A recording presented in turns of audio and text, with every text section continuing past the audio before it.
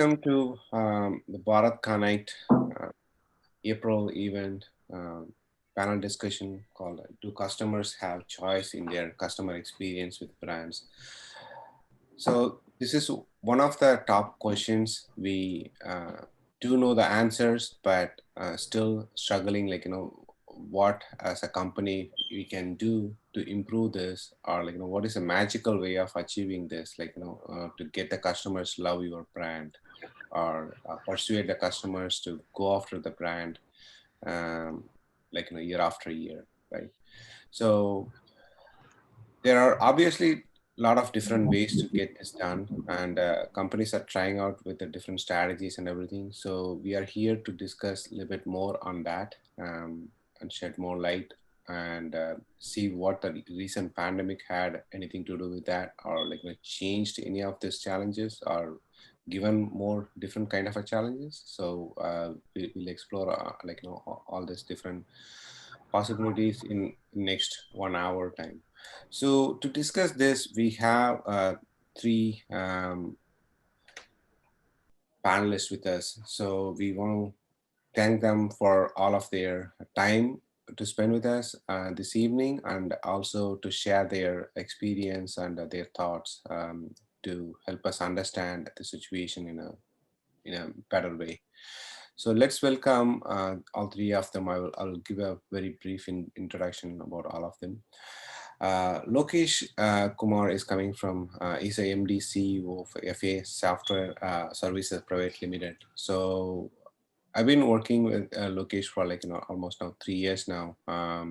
Very hardworking, very intelligent, and always eager to learn a lot of new things, including the artificial intelligence and everything. Even though he humbly reject every time, saying I'm just learning, but he does have a lot of knowledge in that area. So and also he's a veteran. So that adds a bigger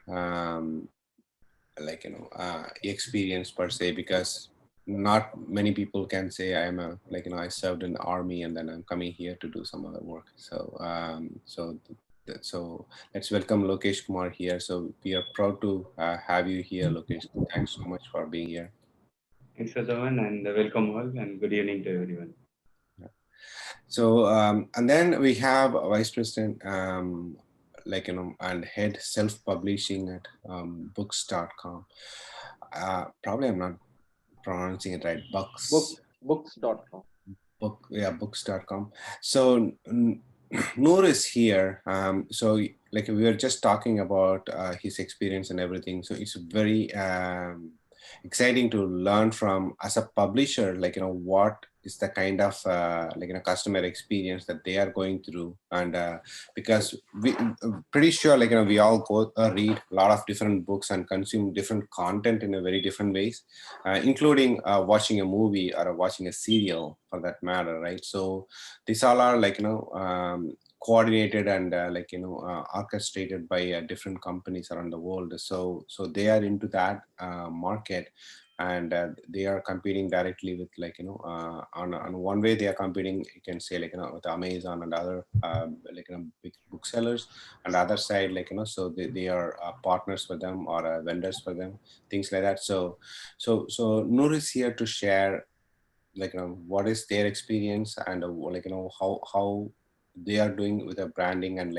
how they are managing their customer experience overall. And of course, so that is going to give us different perspective, because if you think about it, what really happened in the pandemic is a lot of people got to work from home, which means you get a lot of time. So where do you spend that time, right? Watching a movie, serial, or reading a book? So let's hear from Noor more about that. So let's welcome Noor to this discussion. Thank you, Noor, to be part of this panel.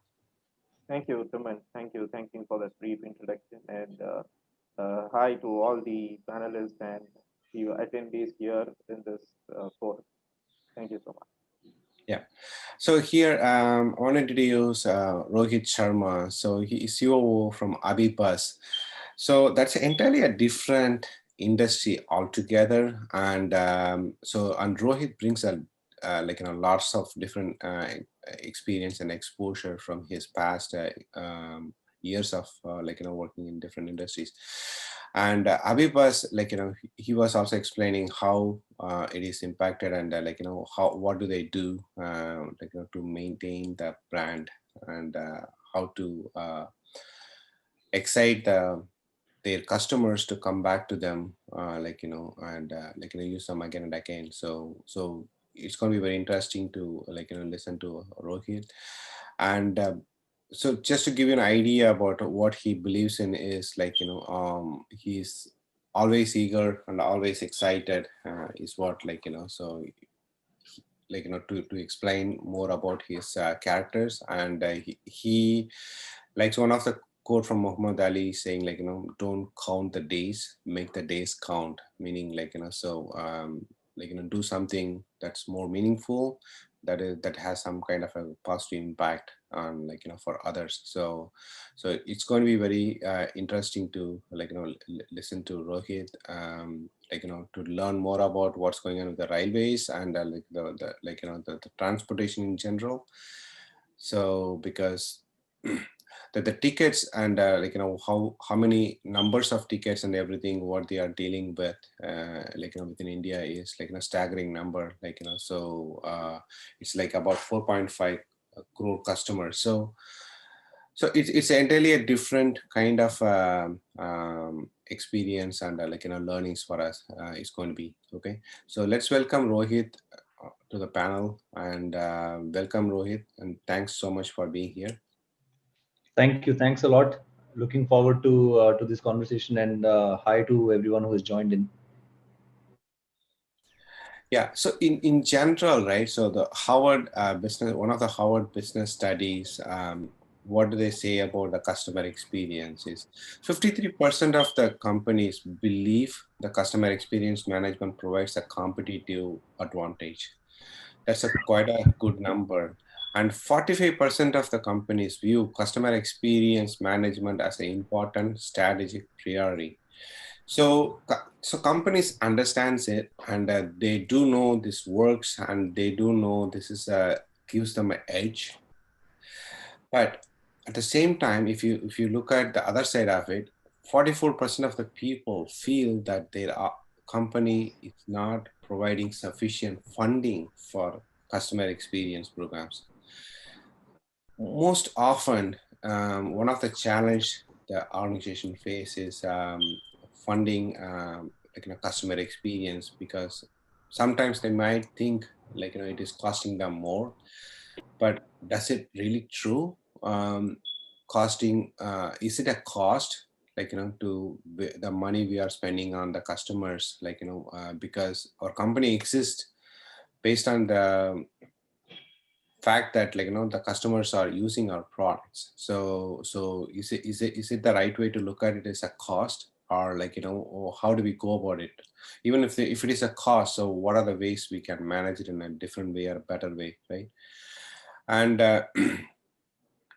and the other statistics, if you want to look at that, says more than half, that's 52%, say their companies lack process to support their customer experience. Some companies, like I said, not having enough budget, but other companies, the challenge is they might have a budget, but not having a process, because how do we judge the customer experience is good, and how do we ensure that we can provide that, right? What are the different ways to do it? And even if you do something, how do you know they are satisfied, right? So they are coming back to you because they like your product. So are we going to do a survey? Are we going to do is there any different ways to know them, get to know the customers? So that's another aspect. So this is there's a brief overview of landscape, what we are trying to do today. So with that, so we can jump into the conversation, to get us started with the discussion. So the first question for the panel is what should be the objective of the customer experience initiative to begin with? So so you want to start with that, Lokesh? Yeah, Yeah.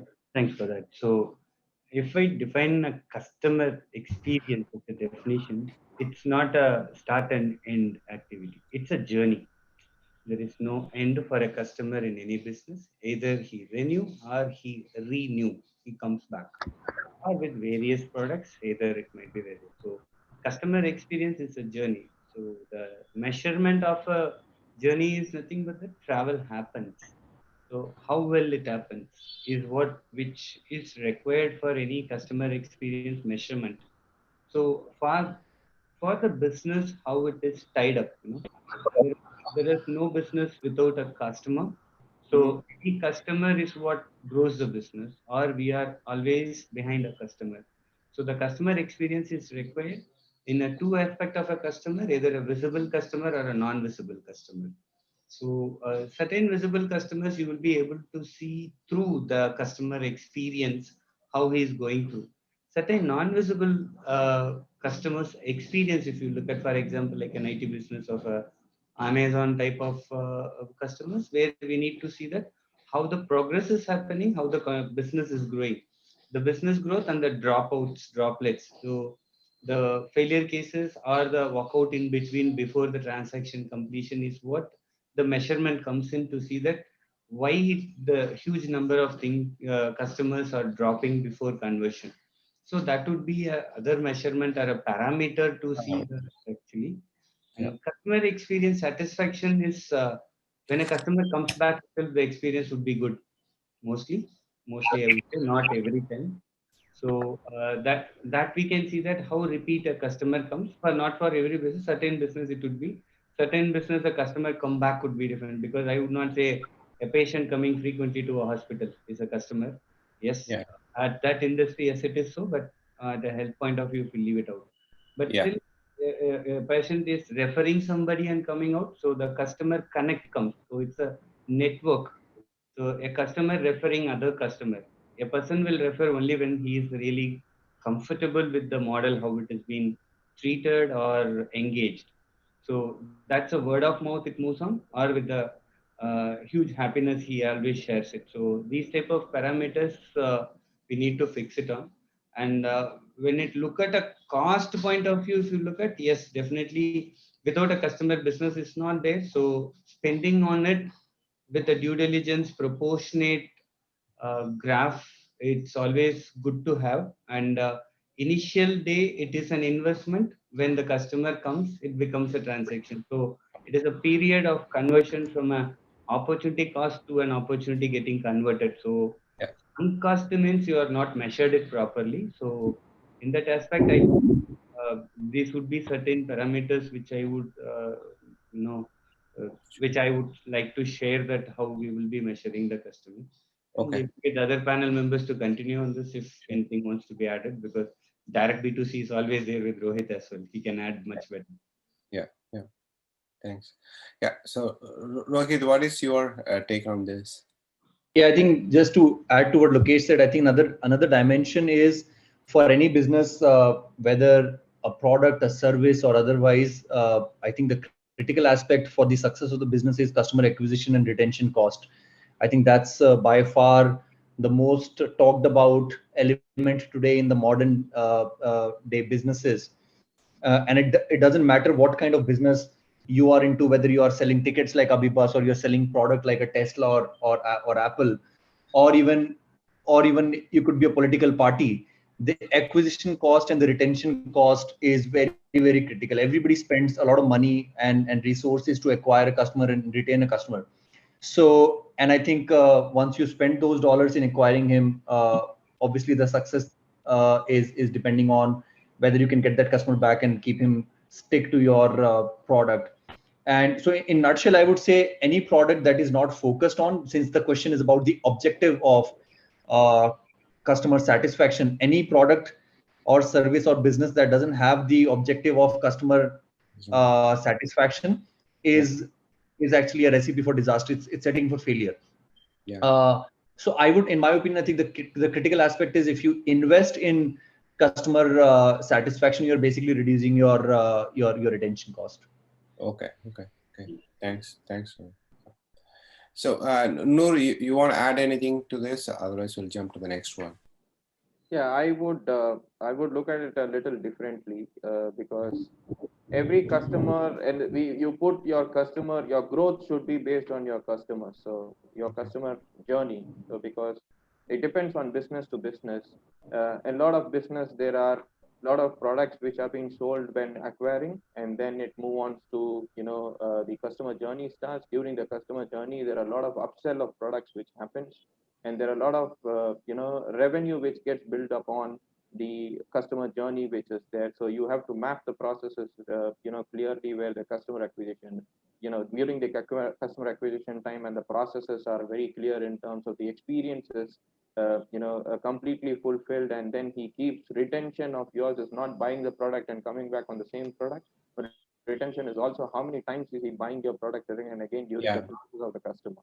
So yeah, we will put the I would prefer or put across customer in front during the entire growth strategy being worked out for any organization, and we definitely believe in that as an organization. Books.com definitely believes in that. And adding to that, while you continue to have a great customer experience and your objectives are very clear, then the cost of LTA or the marketing cost will also come down at the later stages, where the customer is going to have a good word of mouth, and your objectives are clear and the entire satisfaction is completely there. It's not only that same customer is going to completely complete your transaction and return back, he's also going to refer to multiple customers to come back. So I feel, adding to what Lokesh and Rohit said, I think, the customer experience and the objectives of any organizations need to be yeah, very clear. They have to put across customer first, and be a customer obsessed company at the, at the face, and what they bring on table to the customer and what the company expects. And it also have to be, every demonstrated by our employees. So it is not only we say as a word that I'm a customer obsessed company, but it also needs to have how the employees get demonstrated on a day-to-day basis. It cannot be shown, but it is actually how they do every day. And every yeah, customer obsession needs to also be in reverse rewarded to your employees, so that will in turn give a better customer experience to others. yeah, absolutely. Yeah, yeah. Thanks, Noor. So, let's move to the next question. That is like, do we really think that the customer experience is the biggest brand differentiator? So, I would like to have like Rohit and Noor talk about this. Because like I know you are dealing with a very competitive environment, and in case of Rohit, it's even more trickier. It's like Airbnb, where you don't own anything, but but you have lots of resources at your disposal, right? You're here helping customers to come and enjoy the consume those products. So how do you go about this? Yeah, no, you're absolutely right. I think being an aggregator of services, it is certainly tough, but I'm sure there are other products, and equally for every business, customer satisfaction is a very important challenge to have. I would actually look at, when you look at customer experience, in two ways: not just a consistent quality customer experience, but also your pace to innovate and find better avenues to impress your customer and surprise your customers. So if you continue to, so there are multiple examples in Indian context, not giving a quality service like BSNL, you can fail, or giving a good quality product and service like a Nokia or Motorola, but not being able to innovate faster than the market standards, you can always perish. So the way we look at customer experience is not just a static SOP of gratifying your customer with a no question asked return exchange policy. Those are fine. Those are, I think, when everybody starts giving it, it becomes a norm. And then Yeah, how do you constantly think about reading the market and surprising the customer with an experience that they were also not thinking of, or maybe borrowing the ideas from the West, and just constantly monitoring how the customer experience trends are changing globally, and adopting to that standard without obviously compromising on the unit economics. Because I strongly feel that if customer experience, we all agree, is so important, then what's the reason that a lot of businesses are not really the customer experience is not a prime focus for them, and yet they're doing well. And I can, without mentioning a lot of brands, we can all think about a few brands which are not really customer focused or not really experience focused, but they're still doing good. So there are a lot of factors. Sometimes I think over investment on customer experience is also kind of dangerous. You can burn your P&L, but I think finding that sweet spot of finding experimental ways or innovative ways to kind of surprise your customer is, I think, the key for at least the aggregator businesses like us, where the customer expectations are very, very high. Yeah, sure. Yeah. Yeah. So just to add on what Rohit has mentioned, so if the question was the customer experience as a biggest brand differentiator, I would say yes.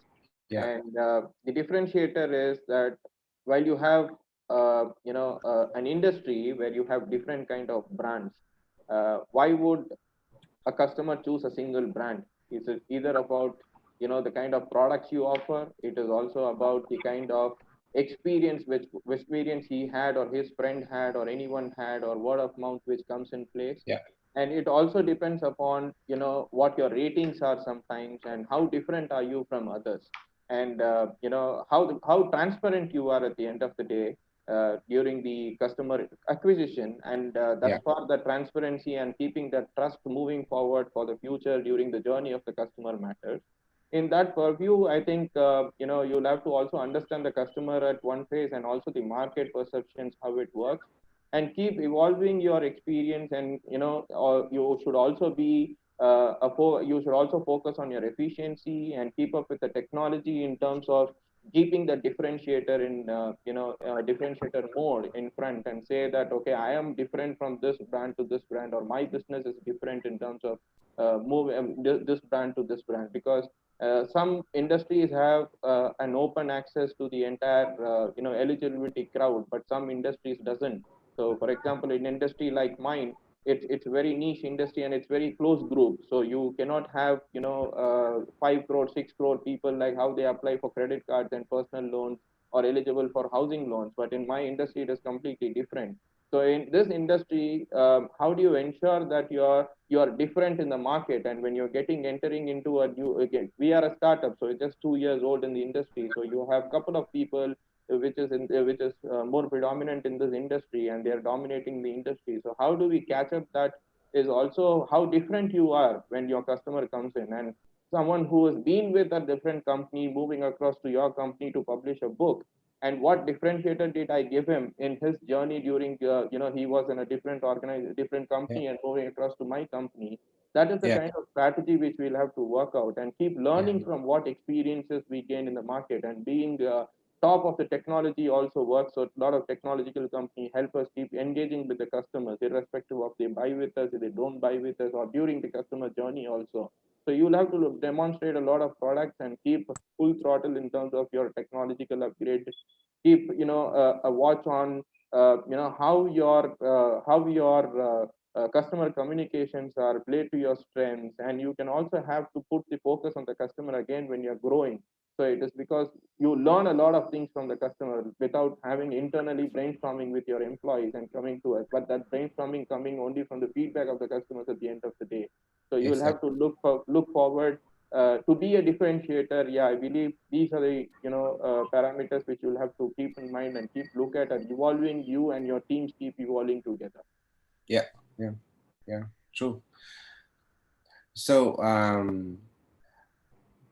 so let's move on to the next one. This is about like the how we are trying to innovate, right? So it's called intelligent automation, right? Is intelligent automations a sustainable strategy in the experience function? So I'm pretty sure like Lokesh has like good points to add here.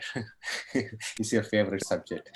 Yeah, seriously. Yeah, correct. This you can't find a Boolean answer in this particular question when we look at how intelligent automation, because it's a big term when it comes to, because the customer itself is a multi varieties of customer based on the business models and everything. At a generic statement, to give a comment over it or a suggestion over it is sometime I would say it's not possible. So that's why I would say. But when we look at a majority level, if I look at a customer as a human, let me not look at another organization or entity per se, but when I look at as a individual person being the customer, then there are some segments like the senior citizens. That's, I'm not saying the age group, with respect to the technology adaptions might Yeah. be a point.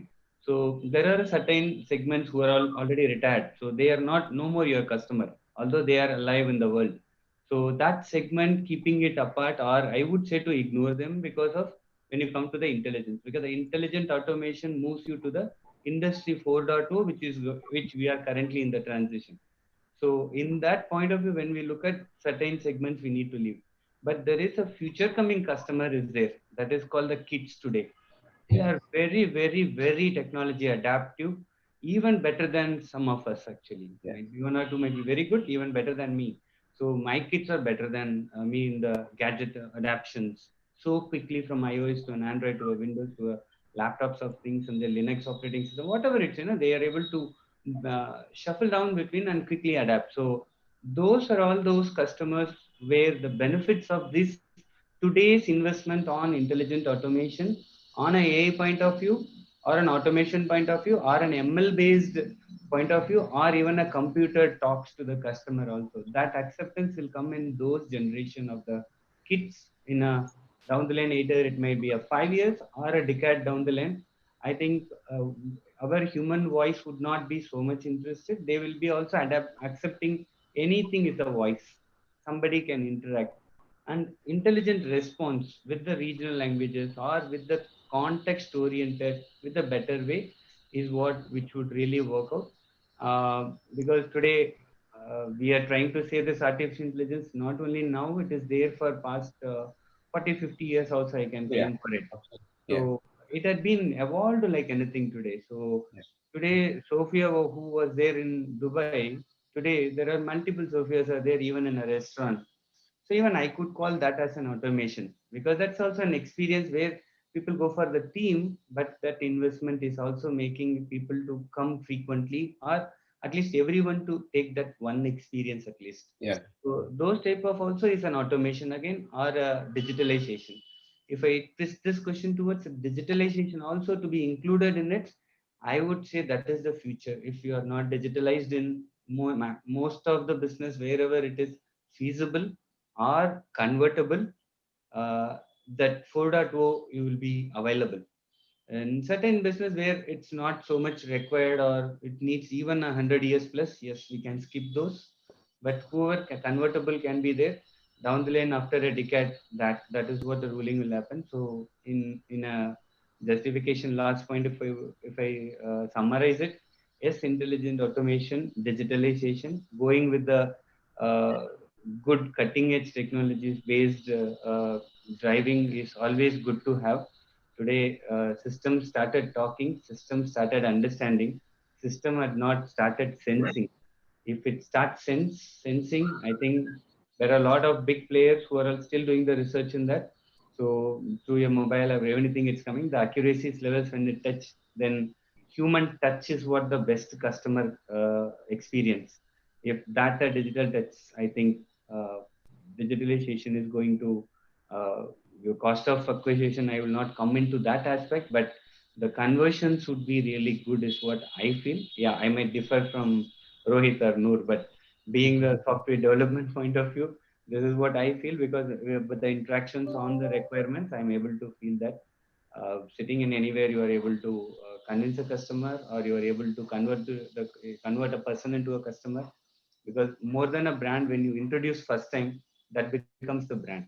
It's Right. not Yeah. marketing, it is the Yeah. first touch. Who does for him is it?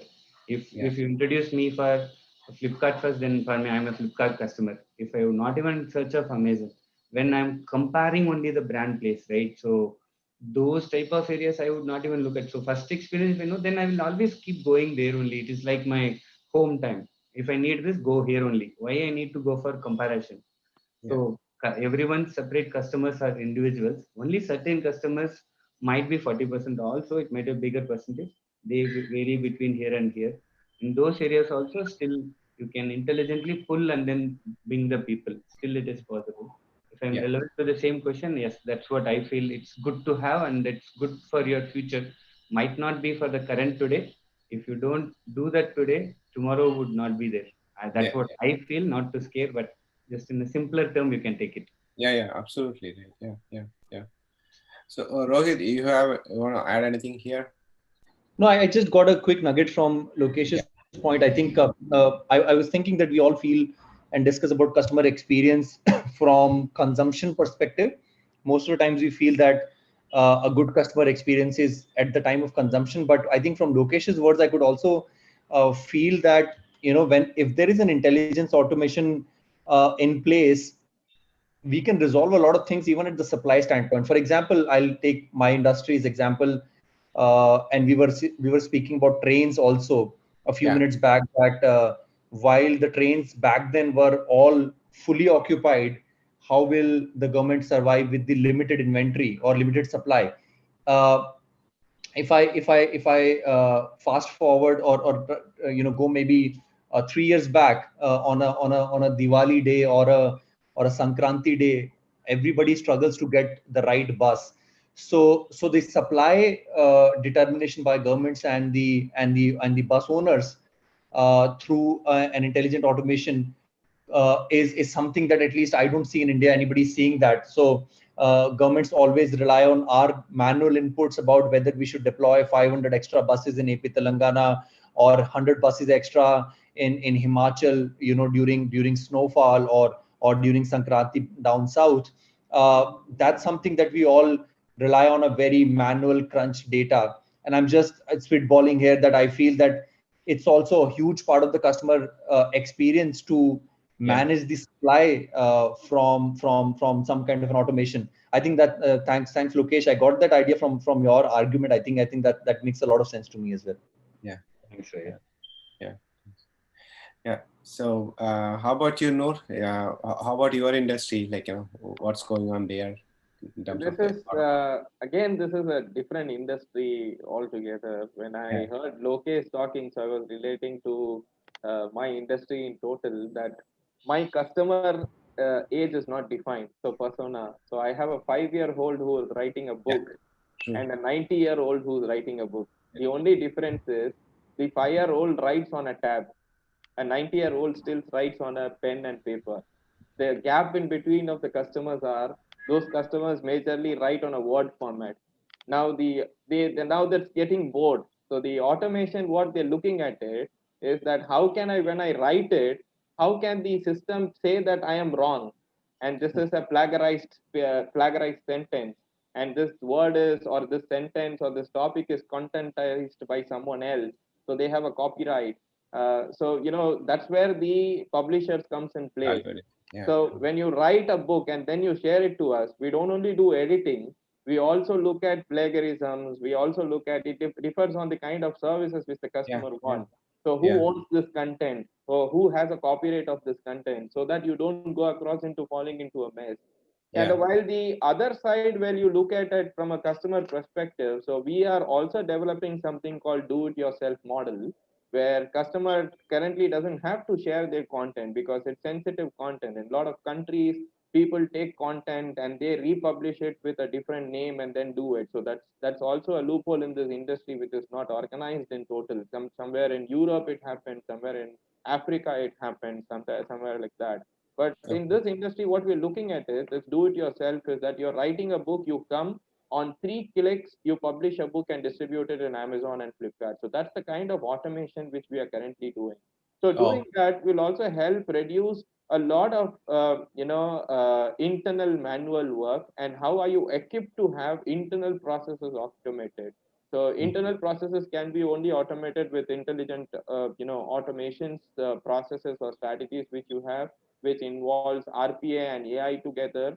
And how do you digitally transform that from what you currently are to that level? And having practiced with the customer and having practiced internally is also a challenge. So you'll have to have a lot of sessions with the customers and helping hands in the customer. On the other side, when I said a customer is at 90 years old and he still writes on a book, automation with human touch is important for him there, because he trusts on people. So he wants to talk to someone. The fearing nature at the age of 90 is completely different. But Yeah. yeah, he's had a lot of experience writing so many books, publishing so many books with publishing so many different companies. So he brings a lot of table for us on how a human interaction is required, and how do you automate those human interactions for a consumer who's at a 10-year-old or a 20-year-old or a Yeah. 30-year-old customer. So we Yeah. have a mix of all the products. But yeah, while this is an interesting subject, and I think this subject is most important of digitalization going forward, having a pandemic situation like COVID.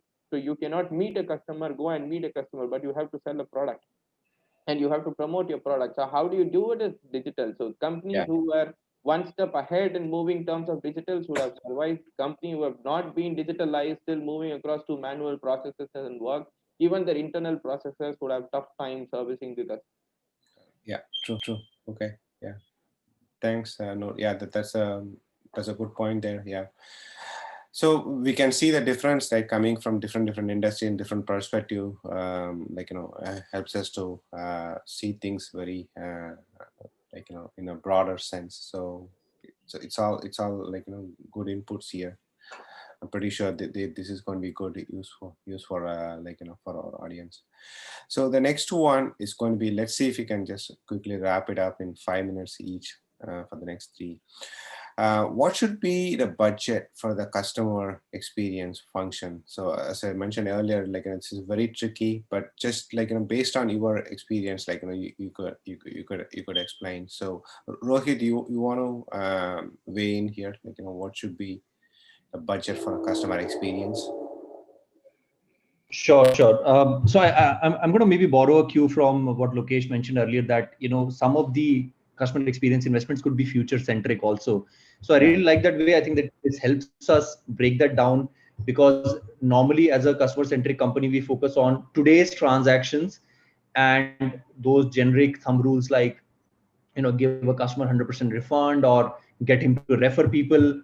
Those are the investments that we do today. But definitely I think a significant investment goes into, if you're really positive about your business and your industry and you feel that you are on a growth trajectory or a potential, I think a separate budget potentially for a customer experience for future could also be considered. The way we look at it, honestly, since we are aggregator and we work on commission, we every year we pledge a specific percentage of our net revenue, keeping the profitability in mind for the customer experience. And that percentage can vary for every industry depending on how much margins you have and how much growth you have. But I agree to this point. In general, the way companies have CSR budget, percentage of their profits, I think there should be a customer happiness budget as well. Yeah. Yeah. Okay. Okay. So Noor, how do you see this one? So do you have any numbers coming to your mind? Or should we go up or low in terms of the budget for the customer experience? Yeah, I agree with Rohit, and being very sensitive in terms of your budget on the PNL. How so you have a customer experience budget. Your PNL is built based on the customers in a B2C format, and what are you returning? It can be through a marketing cost, where you return something through a marketing cost on retention of customer, looking at a long-term value from this customer, or you can look at customer experience on a one-time acquisition cost being developed as a capital expenses on that. So as a startup, yeah, we are very we have open in terms of a customer budget. So we have a customer budget linked to our employees rewards as well in some cases, where uh, we uh, we also deal with a lot of different type of customers, like how Rohit said that there's a lot of processes which will help customers build that trust, and how the customer experience in terms of the budgeting happens in total. So the customer experience, yeah, I would say maybe one third or one fourth of your entire revenue is what you invest on a customer. And how do you budget that? It depends upon how your processes are built around it and what kind of strategy you follow to make your customer experience much better. Okay. Okay. Okay. Okay. So let's jump into the next one. That's the recent buzzwords are like, the omni-channel, right? So omni-channel versus multi-channel. So what is the right strategy to adapt? Lokesh, you want to start with this? Yeah, I think more than this, I would pass on this to Rohit himself, because omnichannel, multi-channel, the customer experience patterns would be fitter more than me being an implementation side or in Yeah, the insurance vertical distribution side. Uh, yeah, I think let me hear it off from Rohit and then. Rohit. Okay, sure. Yeah, Rohit. Oh, I think it's. Rohit, are you able to hear us? Maybe he's having a.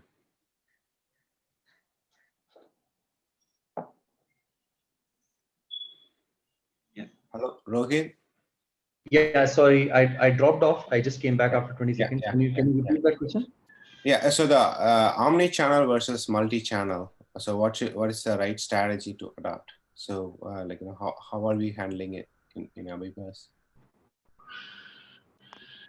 See, although as an app-based business, our primary focus has always been on digital. We are digital first, digital focus, digital heavy.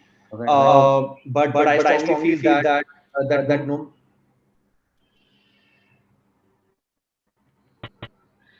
Hi, can you hear me? Yeah, Yeah, yeah, we yeah. We can hear can you. hear Yeah. you. Yeah. Yeah.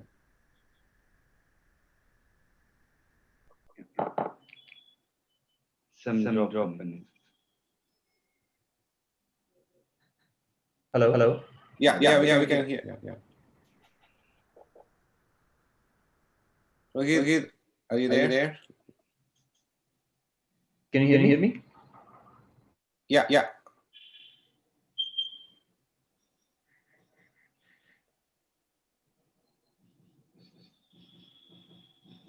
Can you hear me fine?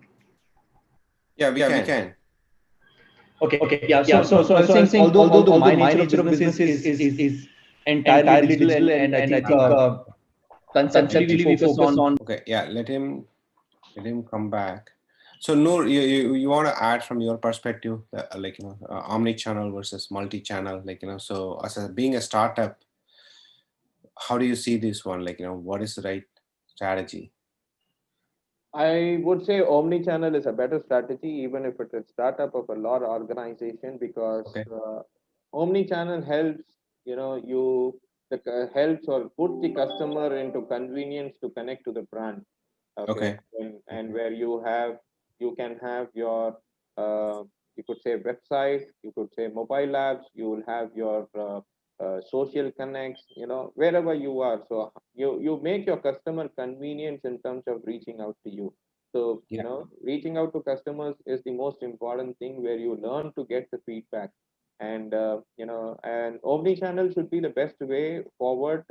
I feel a multi channel, yeah, it also has all the features, but it is staggered. So you don't know which customer, where your team is going to be connected to, and you do not have that customer convenience at a stage if you move on.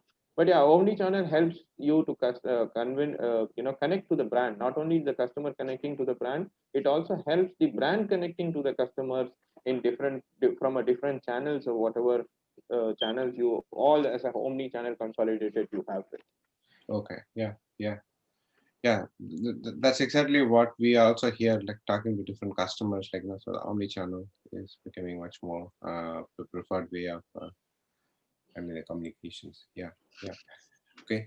So I think still Rohit is having a trouble. So okay, so let's move to the last one, which is how do you avoid bad customer experience? So it's a little bit trickier question. So let's see, based on our experience, what we could have done differently, or what we could have done to avoid some pitfalls, right? So maybe we can approach it from that perspective. Yes. So yeah, Lokesh, you want to add your points here, and then we'll move to more. Sure. Uh, how to avoid a bad experience means, Yeah.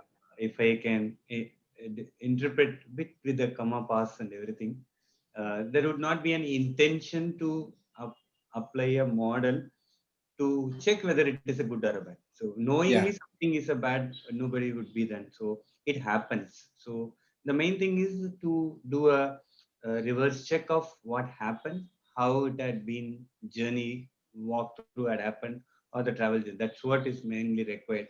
So to avoid is nothing but to hear it off, but due diligently plan in 360-degree thought process, because a customer, you know what is your business, what is your product you are giving, you know what is that it's going to value add to the customer and why the customer needs it. yeah, Based on all these perspective, with this is how the transaction or the connect of the customer to the product happens with this particular brand means, we need to look at that particular bond or the connectivity in a 360-degree and see in all the 360-degree aspects how this particular experience is going to uh, contribute or to get a return back. When we really serious at it, then I don't think so there can be a bad experience. Yes, there are people with various mindsets. Still, I would say we need to be more predictable, more vigilant enough to find it, because rather than creating a damage and then curing, how much ever it is possible in a proactive modes is good to have. yeah, Irrespective of whenever a bad experience had occurred, it is like its incident happened. So we need to first and foremost thing, in the previous era we don't have such experience collection at all. What was their experiences and everything. This is the era of this decades where people have started understanding the getting the feedback. Not in all business perspective, there are smart lot of things yeah, happen, yeah, but still yeah, mostly generally if you see that customer comes, he takes and he goes, it is his responsibility to manage the product. I had just given it. That type of model is was also there, but today that a bad experience needs to be collected, and then first and foremost you envisage yourself as a customer. If that would have happened to me, what would have been there? Then automatically the answer comes out. So to avoid is nothing but that you have to have a 360-degree vision on yeah, any aspect of customer approaches or the channels what we had opened. So any channel, how it differs between a channel to channel. So in a mode of, I would say the customer source entry. So yeah, according to that, it varies the experiences. Not that one channel experience easily contribute to other. It differently uh, varies there. yeah, So in that aspect, when we see, I think that's one better way to avoid the bad experience is what currently it's click on my mind. I leave with the other panel members to also add. They have different experiences, definitely. yeah, yeah, yeah. So what's your take on this, Noor? One point which I say is listen to your customers every time. uh, Customer feedbacks every time. So you do not even, or you don't, every customer, every company will have a customer experience function, customer service function, but that doesn't stop there.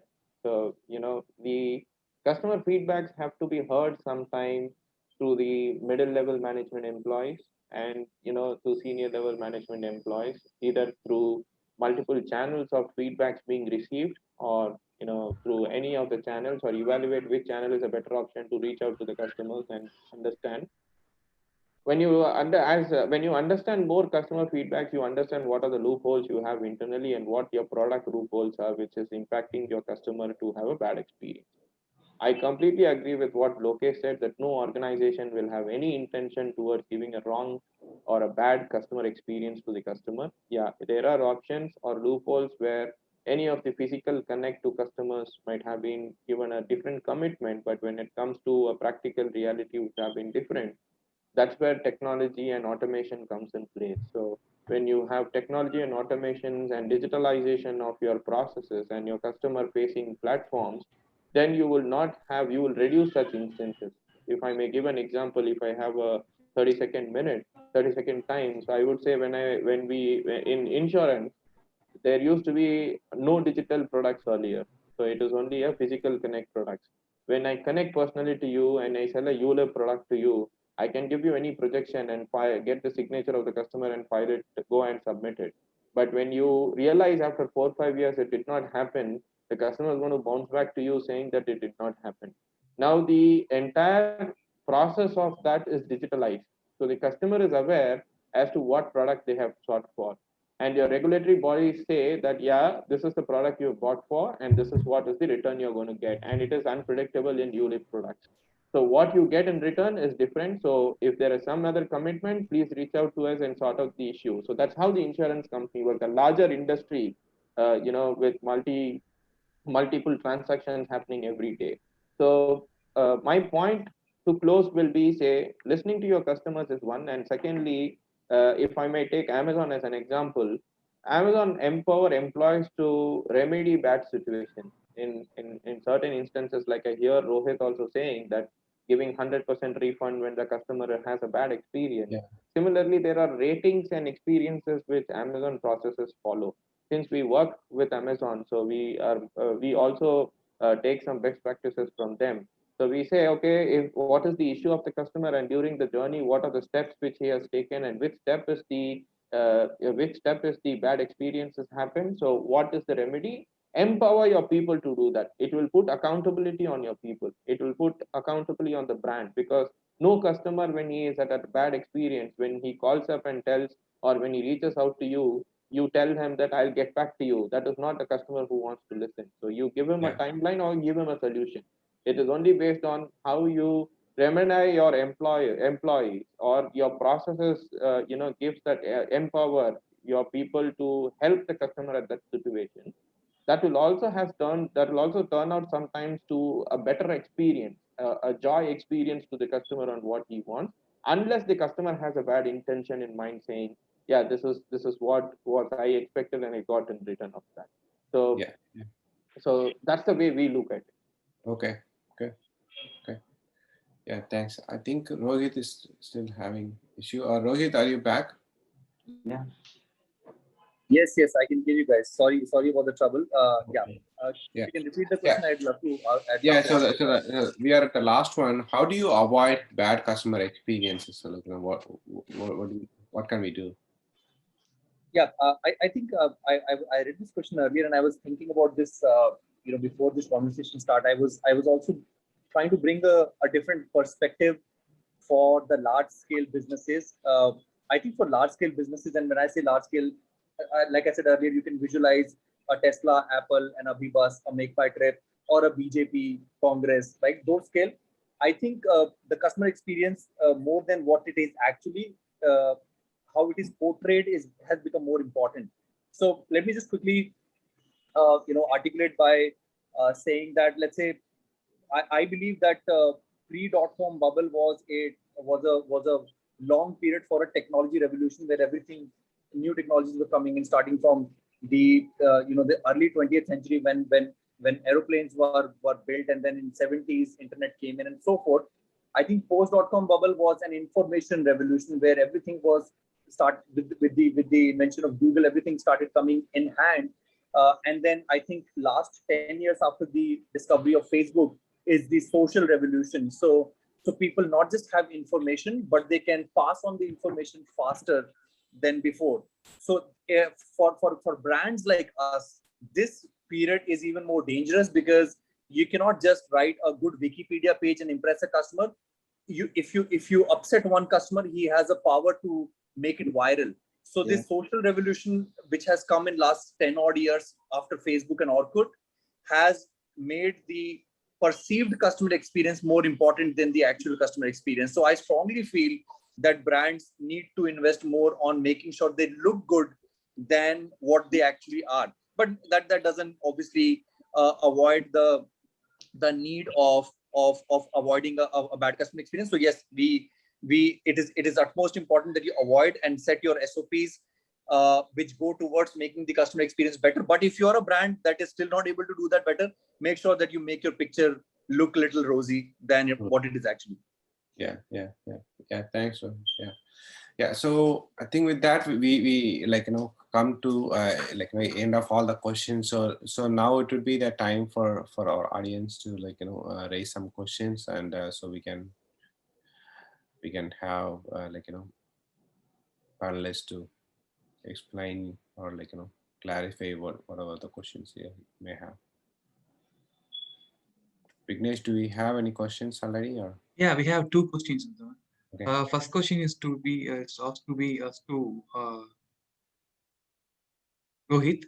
What is the ratio of the customer acquisition cost and retention cost into in a B2C scenario like Abibus? Well, I think I would start with an ideal scenario. A platform like Abibus, which deals with bus transaction, and our experience says that an average bus traveler travels close to 6 to 10 times in a year. So the ideal scenario for a travel aggregator is to have no churn at all, right? Because unlike a phone industry where you might upgrade your phone average 18 months, the churn could be higher. Today I buy an Apple and 18 months hence the technology change and I can fall for a Samsung. But for a product like us or for a segment like us where the customer is very frequent, if you lose any customer, that's a bad indication. So the ideal retention rate for Abibus should be 100%. I'm happy to report that I think we are very close to that. But yes, there's a long way for us to improve and make sure that every customer who transacts with Abibus, we give them more than a few stickiness points so that he does his second transaction with us. Just to give you a couple of nuggets, what we have done for that traditionally and innovatively. Traditionally, what brands try to do for a frequent buying product like a Swiggy or a big basket or an Abibus where the transactions are very frequent, they give you a subscription, right? They give you a subscription like Swiggy Super or Big Basket Instant or Abibus Prime, where if you buy a subscription, you get a lot of benefits for your multiple transactions. So that's one thing we've done to make sure that the customers have a reason to keep transacting again. And then there are wallets, there are cashbacks that can be redeemed in the subsequent transaction. Those are the things that we've done. And there are a few things AI ML based that we're trying to do as we speak to make sure that we have a technology based stickiness point to get the customer back to us and increase our stickiness closer to 100%. Okay. The second question is asking is raised by Kasturi. Actually, the question is to Nurula. And the question is very interesting to listen about the human touch. But do brands offer that nowadays? I find it difficult to reach a live agent even after spending 30 minutes. Sorry, can you repeat that? You got broken between. Yeah, okay. Very interesting to listen about the human touch. But do brands offer that nowadays? I find it difficult to reach a live agent even after spending 30 minutes. Okay. Okay, that's an interesting question. Yeah. So it depends again. We were discussing for so long. So it depends again what kind of technology do you use and how digital you are as an organization. And we quoted, all the panelists quoted in between that during the pandemic, people who are digitally uh, advanced, at least been in digital stages before the pandemic, or they have a certain processes or structures. If there is something which gets occurs like this, no one thought it will, but when it happened, then there were certain businesses which took over much faster than the anticipated time. Yeah, but some businesses are still looking forward to how to solve that problem. It is a lot more than that. That's where omni channel also comes in place.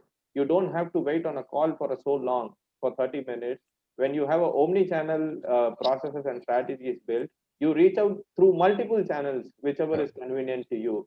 So it is not only through phone waiting for 30 minutes, and if it is on a social where you reach out, you have a chat option, you have an email option, you can reach out to their website, contact us form or something like that.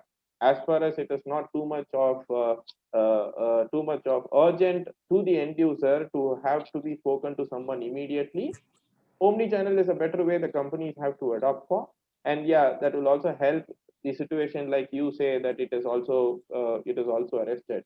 But yeah, I can understand the pain which everyone can go through. Even I have gone through that with larger companies, and have thought through that, what is a different way to have the customer calls being attended much faster, or customer experiences given on the fly. So that's where now what digital technologies have come through. WhatsApp integrations. You integrate your WhatsApp, you reach out to WhatsApp, you have immediate answers, and you have a lot of other technologies now, chatbots available, RCA coming into picture, robotic automation comes into picture in insurance companies, majorly in insurance companies doing that. So it all depends on what technology the company offers and how they want to service the customer. From an Yeah. end user perspective, that's also a choice where the customer which experience which that is having an impact on the customer. Now the customer is doubtful whether he's going to return back to that company or not. That's where we say, does brand have a differentiator? There was a question and we discussed this. Does brand have a customer has is a different? Sorry, I will just check that question that came in between that. So we were asking, say, do customers have a choice on or the differentiator? Is there a brand differentiator where customer is expecting? Yeah, so that's the place where it comes in place. So what differentiator do you offer to your customers? And if you're a customer obsessed company, you need to attend to customers much faster.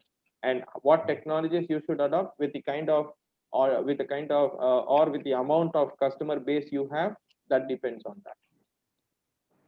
Yeah. Thank you. Okay. One more person, Vikram Rashid. Vikram Rashid, can you ask that question? Yeah, sure.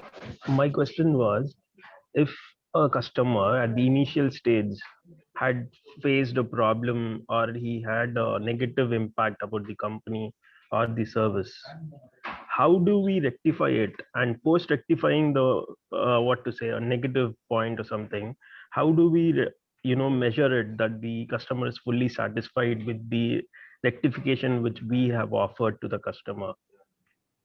And how much guaranteed we are that the customer will return to us? How do we measure it? Is there any scale or something? Okay. So it's a good question, actually. Rohit can pick. Yep, I think I would love to answer this one. See, I'll put it like that. A lot of the mistake that brands typically do is they are scared of talking to an angry customer. I'm just trying to super simplify this, right? So to your question, if a customer has had a bad experience, and how do you rectify it, and how do you make sure that he becomes a brand advocate? I personally feel that when a customer is angry and dissatisfied and had a bad customer experience, that is the best time for you to win a brand advocate and a brand endorser. I'll give you a quick example. In my case, recently I used American Express and I realized that they claimed first year free membership fee of 5,000 rupees. We all fall for that. And then I realized in the second month only they had a debit of 5,000 on my statement. I was furious. Obviously, I called American Express, and I'm sure many of you know that customer experience perspective, American Express is one of the best company globally. I was furious. I kept on yelling for about 2-3 minutes when the customer care executive picked up the call. And when his turn came to respond, the first thing that he said was, Mr. Sharma, that I realized it was your birthday 2 days back. How was it? And if I can send you a birthday cake? I just melted just there and then. And of course, the subsequent stories that they reversed the debit transaction, and I was a happy customer. But you guys are perhaps the 100th person that I'm telling the story about. So what I'm trying to say here is, when a customer had a bad experience, and as an organization, you're not afraid of facing him, talking to him, and gratifying him in a right sense, I think any particular mistake by the brand can be ratified. And hence, what do we do as an AbhiBus brand for those kind of things? We sell about 40,000 bus tickets a day, and that's a lot of volumes. But like as I was mentioning earlier, for bus industry and travel in general, customers are always dissatisfied. There could be multiple reasons: bus cancelled, broke down, you could not catch your buses, and customers can also lie a lot of times for getting the right attention. So we have an SOP that if there are 1,000 complaints in a day, at least 100 complaints could come on the senior management's desk. And if 10 of us can take 10 calls in a day, which can hardly be a 30-45 minutes kind of an affair, it goes as a ripple effect and a multiplying effect in the market, that AbhiBus is a brand. For a ticket that is 700 rupees, they have their CEO available for the call, right? So I think that kind of a thing we have learned from being a customer for various services, and we are trying to replicate and pass it on to our customers and give it as a surprise so that they become our brand advocates. True. Yeah.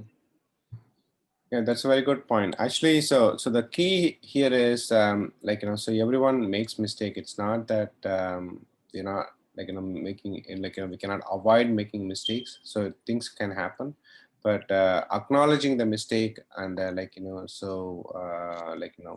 the guts to acknowledge the mistake and then listen to the customer and then see how to rectify it. Right, that will most likely help you to win over the customer and keep them with you for a long time. True. Okay, any other questions, anyone?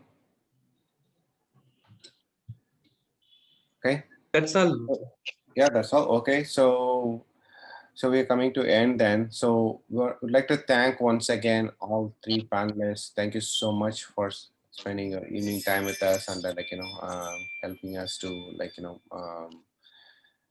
go through these questions and come up get some ideas from your industries and from your experience and so to learn from you through your experience. So that's the most important thing here. So thank you so much for taking your time and joining us. So we'll be looking forward to talking to you on some other occasion on a different topic, different day.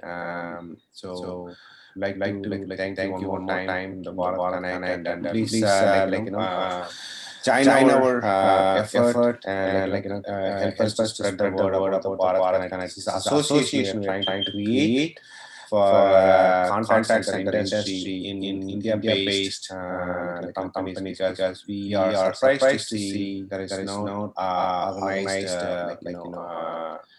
sector in the contact centers where as a forum where we could go discuss how the customer experiences are what are the challenges and bring the different providers together, bring all the as an industry bring to a common place where we all can share our ideas and see how we can improve because that's how as a country we have to make a lot of progress in this one. Otherwise it is not going to be taking for granted keep up with our leadership position in this for a long time because there are other markets coming up and they are catching up a lot. So we have to come together to to take advantage of the lead and keep up that way. So join our Facebook and other channels and also help us spread the word and help us grow. So this is purely a non-profit what we are trying to do. We have nothing to gain on this. Just trying to get this one more. Okay. With that note, thank you everyone. So have a nice evening, rest of the day, and we'll talk later on a different topic and different day. Thank you. Fantastic. Thank you, Utman. Thanks for having us. Yeah, thank you. Thank you. Thank you, panelists. Thank you, everyone. Thank you. Thanks. Bye-bye. Thanks, every panelist, and thanks, Udhaman, for this. Yeah. Thank you. Bye.